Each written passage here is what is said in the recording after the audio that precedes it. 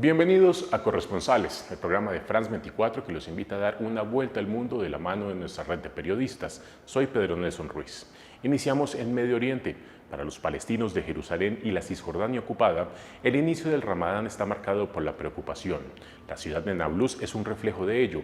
Caracterizada por su colorido mercado durante el mes sagrado musulmán, Nablus vive un dolor colectivo por la invasión israelí en Gaza y por el declive de su economía.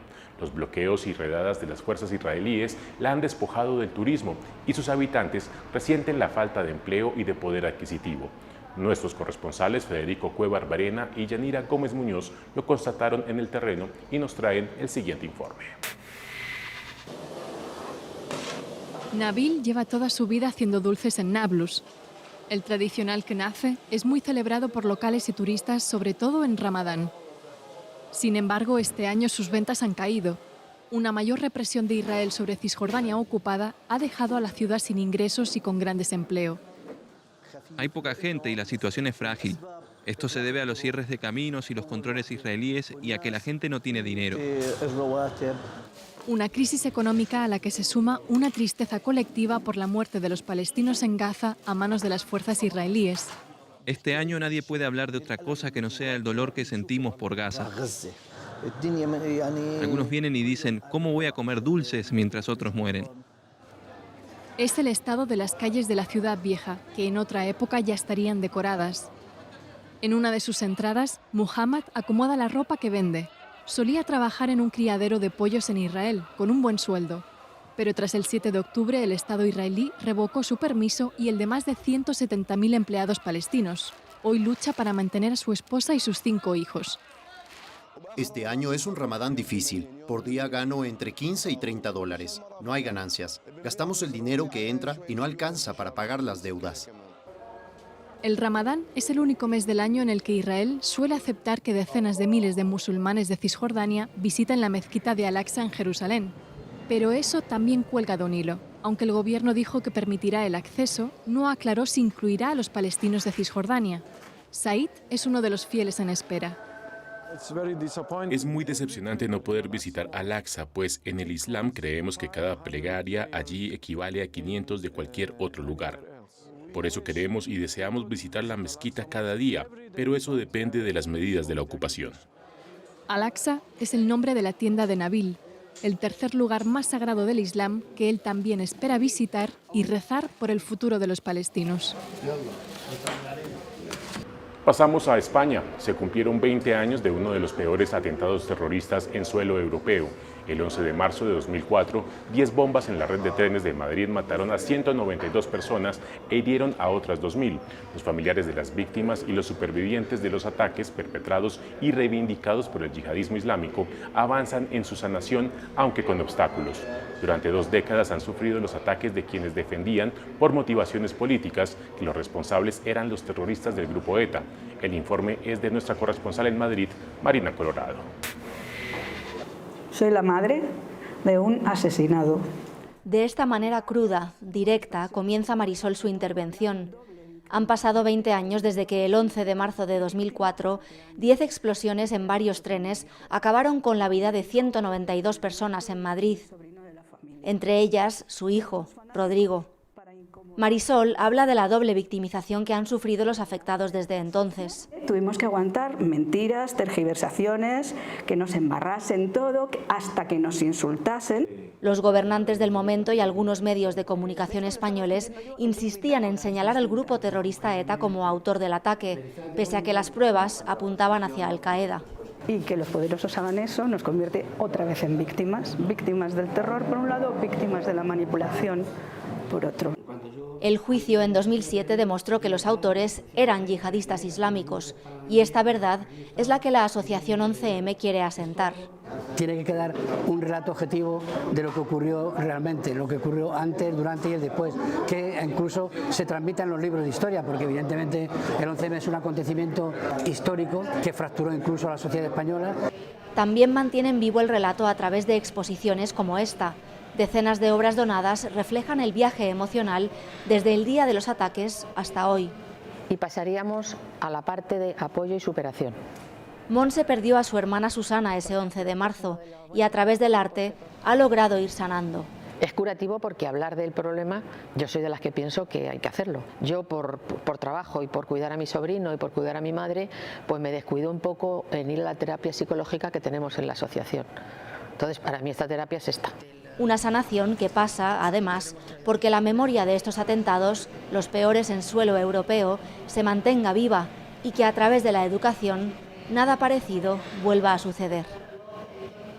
En Francia, a principios de febrero, el Consejo de Estado decidió modificar el código que regula el derecho de entrada de extranjeros a territorio francés. Anuló una sentencia que permitía en muchos casos la devolución de migrantes irregulares desde Francia hacia otros países europeos. Las consecuencias de este cambio ya se han dejado sentir en la frontera franco-italiana, en Ventimiglia. Esta ciudad italiana es un paso fronterizo, pero también un punto de deportación de migrantes procedentes de África. En 2015, Francia implementó una ley de derecho de asilo de emergencia como parte de la lucha contra el terrorismo, una ley de emergencia que ha sido criticada por el Tribunal de Justicia Europeo. En Italia, nuestros corresponsales Natalia Mendoza y Pietro Baradino nos cuentan más. Amanece en Ventimiglia, en el extremo norte de Italia. En este campamento improvisado, no lejos de la frontera con Francia, hay migrantes, quienes comparten el mismo objetivo, llegar a Francia. Cueste lo que cueste, ellos prefieren permanecer en el anonimato. En Italia no hay trabajo, por eso quiero cruzar la frontera, ir a otro lugar, lo más lejos posible, a Francia, Alemania o el Reino Unido. Detrás de este paso fronterizo está la ciudad francesa de Menton. El año pasado, cerca de 33.000 inmigrantes fueron deportados por la policía fronteriza de la región de los Alpes Marítimos. Devoluciones indiscriminadas, en gran parte interrumpidos desde principios de febrero tras la decisión del Consejo de Estado francés que limita las entradas denegadas en las fronteras francesas. La policía francesa se ha visto obligada a poner fin a las deportaciones colectivas y precipitadas que se han llevado a cabo desde 2015.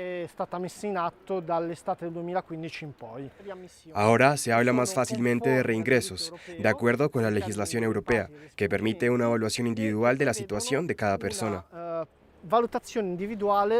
Desde hace 6 años, Jacopo Colomba le ha brindado asistencia a los migrantes que han sido rechazados en esta frontera. Hoy nota un cambio importante en el proceso. A partir de ahora, esto se hace en colaboración con la policía italiana. Francia debe demostrar que la persona entró a través de Italia y también deben tener la autorización dada por las autoridades italianas, que aceptan la entrada del migrante a suelo italiano, algo que antes no ocurría. Con consecuencia, en un mes, el número de migrantes devueltos a la frontera se ha reducido a 4. En este centro gestionado por asociaciones de Ventimiglia, el equipo humanitario se pregunta si esta situación continuará con el aumento de los flujos migratorios previsto con la llegada del verano. Tendremos que ver si esto sigue así cuando llegue más gente, con los Juegos Olímpicos y las elecciones europeas que están a la vuelta de la esquina. Actualmente en Bruselas se está debatiendo una reforma del Código Schengen que regula las fronteras de la Comunidad Europea. Debería examinar las normas de deportación de inmigrantes entre los Estados miembros de la Unión Europea. Guatemala es el único país de América Latina que está suspendido por parte del Comité Olímpico Internacional. Sus atletas podrán participar en los Juegos Olímpicos de París 2024, pero sin representar los colores de su bandera ni escuchar el himno nacional en caso de ganar una medalla. Aunque el presidente Bernardo Arévalo gestionó una posible readmisión de Guatemala ante el presidente del COI, en esta nación centroamericana persiste una pugna de intereses políticos por la que prevalece la sanción. La historia la tiene nuestro corresponsal para Centroamérica, Andrés Suárez Jaramillo. En el Estadio Nacional de Guatemala, el atleta José Alejandro Barrondo se prepara para los Juegos Olímpicos de París. Barrondo fue el primer guatemalteco en asegurar su clasificación en la marcha atlética. Logramos la marca el 2 de julio en Coruña, España, y pues no se tuvo esa misma alegría o emoción de saber que habíamos clasificado a nuestros segundos Juegos Olímpicos, porque lo primero que se me vino a la mente fue: tenemos una suspensión y no sabemos si vamos a competir. Antiguo ilustrador de zapatos, José Barrondo es uno de los competidores afectados por la medida del Comité Olímpico Internacional en 2022 de suspender al Comité Olímpico Guatemalteco por violación de la autonomía consagrada en la Carta Olímpica. Como consecuencia, Barrondo no pudo renovar su beca de solidaridad por la que recibía $1.500 mensuales. Con permiso. La sanción se produjo por la llegada del exfutbolista Jorge Rodas a la presidencia del Comité Olímpico de Guatemala. Un fallo de la Corte de Constitucionalidad hizo posible su elección. Para el COI, esa decisión constituye una injerencia suficiente para negar el reconocimiento a la directiva encabezada por Rodas. Lo que hoy pide el Comité Olímpico Internacional es buscar unas nuevas elecciones, y lo complejo para nosotros es en base a qué, si lo hicimos sobre el marco legal, sobre el respaldo de la misma ley del país y las mismas normativas que la Carta Olímpica estipula. Con el tiempo en contra para que Guatemala sea readmitida, otros atletas clasificados a París como Sofía Hernández y Andrés Fernández de pentatlón moderno están agradecidos de participar, así sea como independientes. Nos gustaría, es algo que con lo que soñamos todos, representar a nuestro país en Juegos Olímpicos, pero puede que no esté en nuestro brazo, pero siempre lo vamos a llevar en el corazón. Tras una reciente reunión del presidente Bernardo Arévalo con el máximo dirigente del Comité Olímpico Internacional, Thomas Bach, surgió la disposición de readmitir a Guatemala, pero según expertos, esta decisión, que depende de acuerdos políticos, está lejos de alcanzarse. Agradecemos a Tesla Té y Café por habernos permitido utilizar sus instalaciones para el programa de hoy y a ustedes por acompañarnos una semana más. Recuerde seguir toda la información internacional en France 24 y France24.com.